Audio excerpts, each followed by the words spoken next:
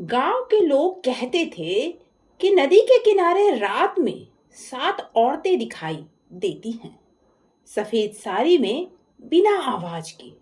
जिसने भी उन्हें देखा वह अगली सुबह कभी पहले जैसा नहीं रहा।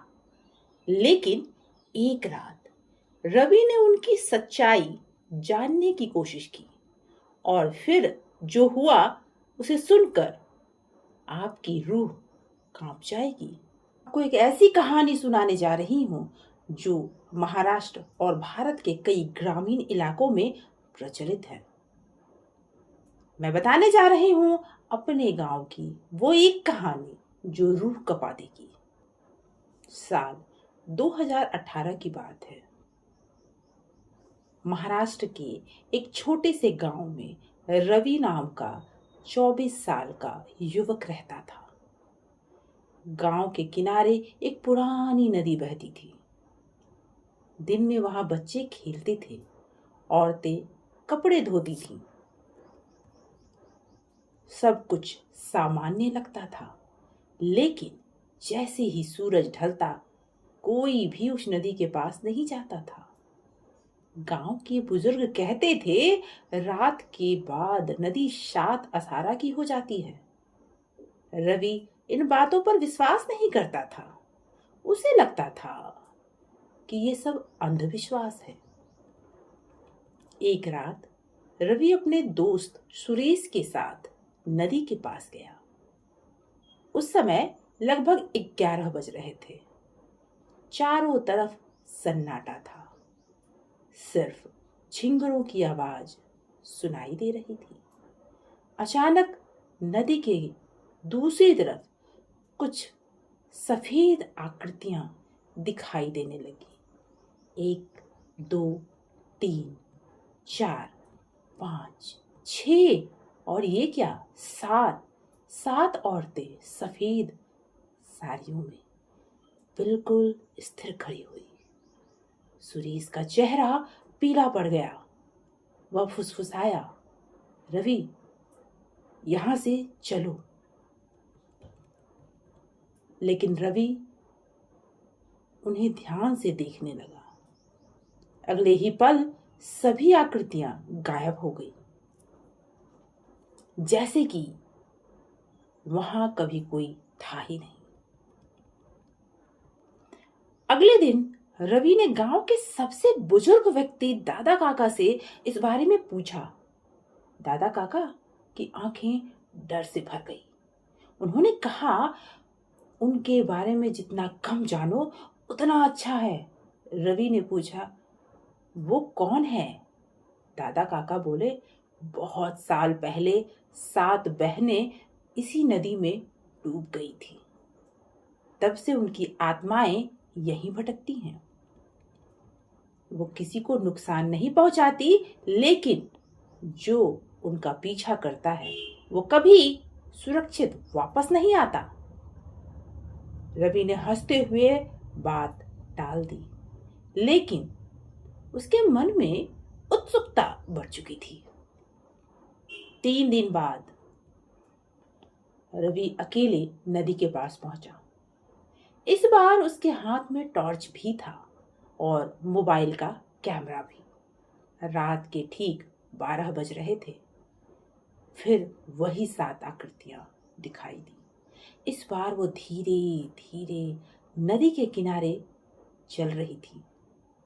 रवि ने उनका वीडियो बनाने की कोशिश की, लेकिन स्क्रीन में कुछ भी दिखाई नहीं दे रहा था, सिर्फ काला अंधेरा।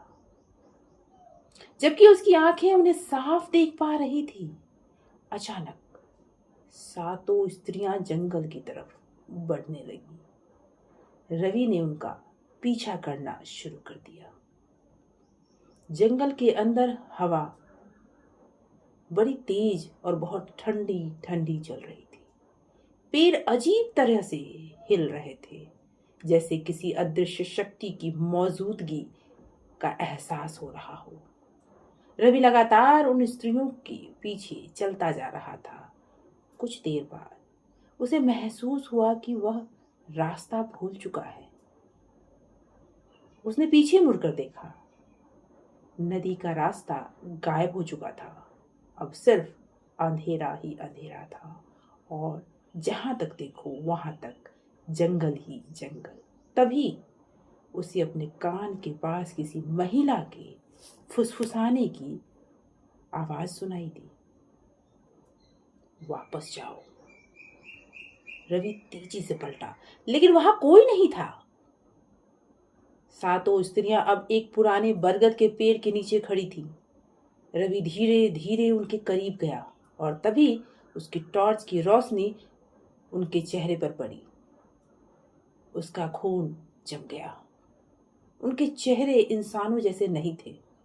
उनकी आंखें पूरी तरह काली थीं। चेहरे पर अजीब सी मुस्कान थी और उनकी त्वचा पानी में भीगी शव जैसी दिखाई दे रही थी। अचानक सातों ने एक साथ अपना सिर उसकी तरफ घुमा लिया, बिना शरीर हिलाए। सिर्फ गर्दन घूमी, पूरा 180 डिग्री। रवि डर के मारे पीछे हट गया।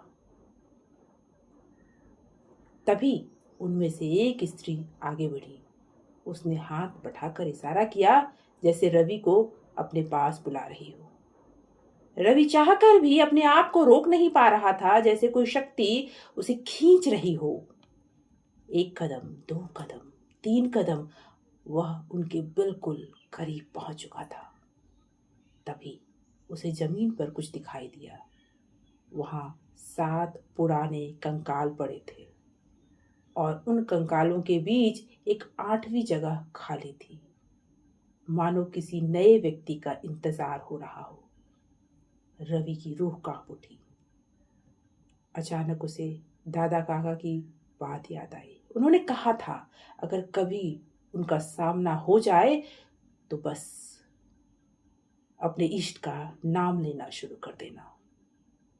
रवि ने आंखों को बंद किया और जोर जोर से अपने इष्ट की प्रार्थना करने लगा।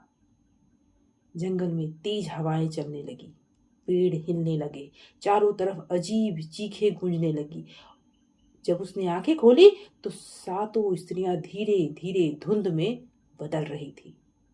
कुछ ही सेकंड में वो गायब हो गई। जब रवि की आंख खुली तो वह नदी के किनारे पड़ा था।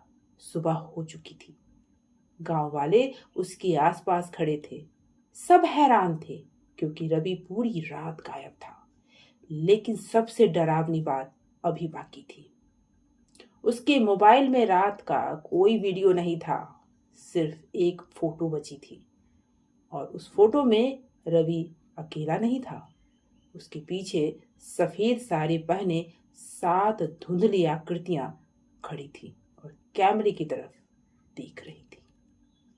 उस दिन के बाद रवि ने कभी नदी का रुख नहीं किया, लेकिन गांव के लोग आज भी कहते हैं कि अमावस्या की रात नदी किनारे 7 स्त्रियां दिखाई देती हैं और अगर कोई उनका पीछा करे तो शायद उसकी जगह उस 8वें कंकाल के लिए तय हो जाए। अगर आप रात में ऐसी जगह अकेले जाने की हिम्मत नहीं करेंगे तो कमेंट में लिखिए, मैं नहीं जाऊंगा या जाऊंगी। और ऐसी डरावनी कहानियों के लिए चैनल को सब्सक्राइब करना मत भूलिए। शुभ रात्रि और सावधान रहिए, क्योंकि हर कहानी सिर्फ कहानी नहीं होती।